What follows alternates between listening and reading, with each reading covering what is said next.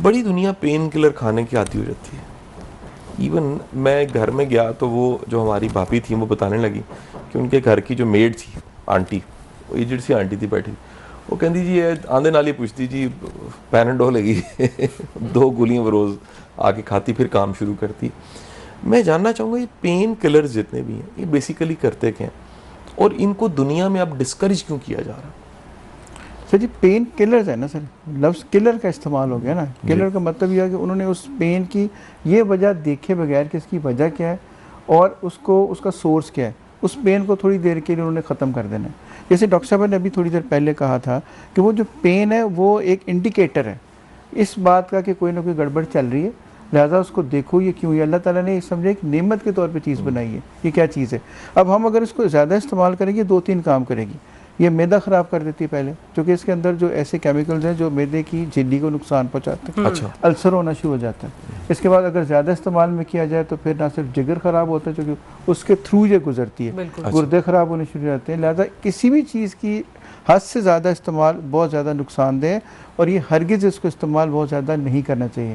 हम सिर्फ ये कहते हैं कि जब आपके घर में अगर दर्द हो रही है तो जो 2-4 नाम हमें सबको याद हैं वो आप ले सकते हैं, लेकिन अगर आपको ये महसूस हो कि यह दर्द हद से ज़्यादा गुजर गई है या कॉम्प्लिकेशन शुरू हो गई है या बुखार शुरू हो गया है या कोई और ऐसी चीज़ शुरू हो गई, दर्द की दवाई खाने के बावजूद आराम नहीं आ रहा, तो गो टू ए प्रोफेशनल, किसी को जाके दिखाएं इससे पहले कि इतना नुकसान हो जाए जिसकी वापसी मुमकिन ना हो। बिल्कुल सही। ये भी बड़ा इंपॉर्टेंट है ना कि आप साइड इफेक्ट के साथ किस तरह से आप ट्रीटमेंट करवा रहे हैं। अच्छा, इस पे डॉक्टर साहब मैं आपसे एक चीज़ पूछना चाहूँगी कि लोकलाइज ट्रीटमेंट की हमने बात की है कि ओजोन थेरेपी को हमेशा लोकलाइज करवाना चाहिए। बहुत से लोग घुटनों की दर्दों के लिए 40-45 साल की उम्र के बाद, इवन अब तो 30-35 के बाद भी लोग कोशिश ये करते हैं कि बजाय कि हम रिहैब की तरफ जाएँ या फिर कोई और चीज़ करें, इंजेक्टेबल्स की तरफ आ जाते हैं। अब बहुत से लोग इंजेक्टेबल्स में ओजोन के बजाय स्टीरॉइड्स भी लगा रहे होते हैं। जो पेशेंट्स हैं, आवाम को आप किस तरह से आगाह करेंगे कि वो ये जान सकें कि क्या उनको इंजेक्टेबल्स में स्टीरॉइड्स ही लग रहे हैं या ओजोन लग रहा है? Is there any identification? Basic common जो प्रेजेंटेशन है सर वो पेन है, दर्द है। अच्छा, अब हम 2-3 चीज़ें हम करते हैं। हम सिर्फ ओजोन ही नहीं लगाते, इसका लेटेस्ट ट्रीटमेंट भी इसके साथ मौजूद है। मसलन दर्द क्यों होती है आमतौर के ऊपर? ऑस्टियोआर्थराइटिस का मतलब ये है कि 2 घुटनों में 2 हड्डियों के दरमियान एक छोटी सी कार्टिलेज होती है जो कुशन का काम करती है, वो ख़त्म हो जाती है। उस कार्टिलेज की जब ख़त्म हो जाएगी तो फिर वो हड्डियाँ आपस में रगड़ खाएंगी तो पेन शुरू हो जाएगी।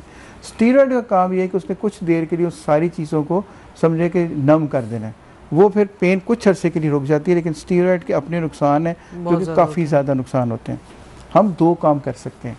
एक तो हम जो स्किन में, जैसे मैंने आपको बताया, अल्ट्रासाउंड करके हम वो जो ओजोन लगाते हैं वो क्या करेगी, उन मसल्स को रीजनरेट कर देगी, मसल्स की पेन ठीक हो जाएगी और वो साइड इफ़ेक्ट और नुकसान भी कोई नहीं है, चूँकि पेन मसल की जो वजह थी वो ठीक हो जाएगी। अब हम लेटेस्ट एक और ट्रीटमेंट करते हैं जिसको हम एक्सोसोम्स या स्टेम सेल्स कहते हैं। ये भी एक इंजेक्शन होता है, लेकिन एक छोटी सी एक सुई से लगाते हैं। ये करते ये है कि वो कार्टिलेज जो ख़त्म हो गई थी उसको रीजनरेट कर देंगे। 3 से 4 में 1 महीने में स्टेम सेल्स हम बनाते हैं अपने इंसान के अपने जिस्म से। जो एक्सोसोम्स है सर ये इंपोर्ट होते हैं। ये थोड़ा सा एक्सपेंसिव ट्रीटमेंट है, लेकिन जो नी रिप्लेसमेंट की निस्बत तो बहुत सस्ता है। सिर्फ एक इसका इंजेक्शन, एक प्रोसीजर होता है, उसके बाद अब 3 से 4 महीने में क्लेम ये किया जाता है कि वो कार्टिलेज रीजनरेट होगी। जब कार्टिलेज ही बन जाएगी तो फिर पेन किस चीज़ की, फिर ना घुटने तब्दील कराने की ज़रूरत है ना कुछ और लंबे चौड़े ट्रीटमेंट की ज़रूरत है। हमने काफ़ी पेशेंट्स पाकिस्तान में किए हैं और ये सारी दुनिया में, यूरोप में तो बहुत होती हैं। यानी घुटनों के लिए सबसे best stem cell therapy. Depend करता है कि आपकी स्टेज कौन सी है, डिपेंड करता है कि ये किस तरह लगाए जाते हैं। लिहाजा एक पेशेंट सिलेक्शन जो है ये बड़ी ज़रूरी है।